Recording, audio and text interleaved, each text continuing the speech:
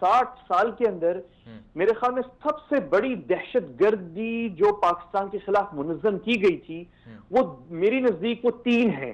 पहली जो थी वो थी मुक्ति बाहिनी जब बनी थी 71 की जंग, और फिर वो इन्वेजन इंडिया ने किया और वो सारा सब कुछ हुआ। दूसरी थी ये जो 9/11 के बाद टीटीपी और बीएलए को एनडीएफ और का अफगान सरजमीन।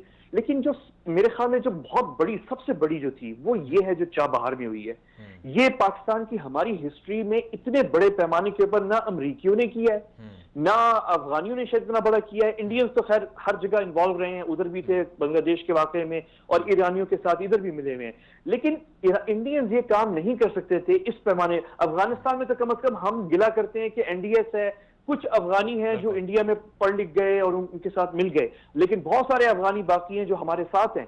लेकिन यहाँ ईरान के अंदर तो इतने बड़े पैमाने पे एक सरकारी इदारे ने मुनज़्ज़म तरीके से इंडिया को मौका दे दिया। तो उनका हदफ क्या है? हदफ बहुत सिंपल है, पाकिस्तान को कमजोर करना है।